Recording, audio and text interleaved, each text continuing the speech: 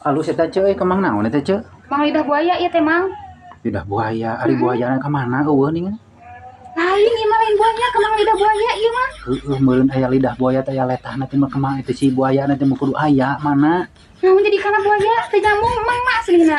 Dek nyamung kumaha eta si buaya letahna di dieu teh buayana eueuh mah. Lamun aya buayana aya pasti nyamung. Ai Mang, meni lieur ngobrol jeung Mang mah aslina. Lieur abi mah. Pasti lieureun eta si buaya nangan letahna sok karunya. Kukurilingan tah si buaya teh. Nangan letahna aya di dieu sok. Pasti lieureun eta buaya. Aduh, Mang lieur ngobrol jeung Mang mah ieu teh kemang lidah buaya. Nah, ieu Mang meni bodoh-bodoh teuing.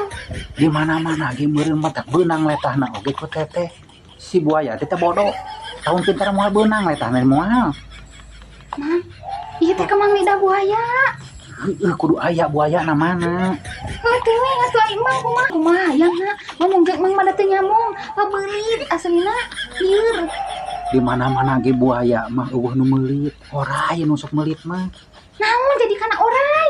Kapan dia nyebut kesana meulit? Di mana-mana ge nu meulit mah oray buaya mah tara paling ngegel. Iya mah, nah, yang dia teh ngomongkeun tina lidah buaya. Jadi kana oray kumaha maksudna? Apan bieu ceuk seteteh senandingan pabeulit. Heueuh nu meulit mah oray tara buaya mah tara meulit. Aduh Mang lieur, teu sangat takut uruskeun ku Mang tah. Nya emutan Ahmad daripada lempang ka mana-mana. Bujeng-bujeng bisa magahan batur, kolot sorangan ge can daek salat-salat acan. Jadi kaputusan emutan Ahmad mulih deui ka ibuna jeung ka bapana. Barang dongkap Ahmad ka ibuna sareng ka bapana teu ditaros henteu naon. Diarewaan ku ibu ramana. Prihatin ki Ahmad teh pa. Sarena oge hanapeun kakayuan ku aya nama buaran bumina jauh ka tatangga. Teras ki Ahmad teh emut kana aros anu genep perak satengah.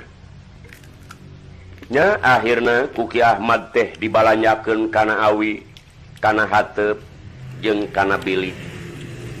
Anu maksudna anjeunna bade ngadamel hiji mushola kange tempat ibadah ka Allah Subhanahu wa taala.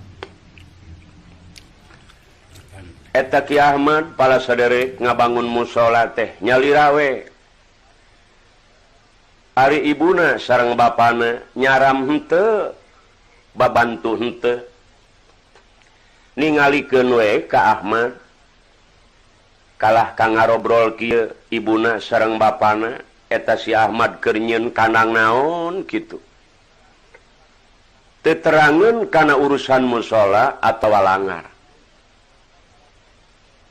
Saparantosna beres eta mushola ki Ahmad teras we tapakur beurang peuting. Anu jadi pokok kahiji nyuhunkeun ampun menta dihampura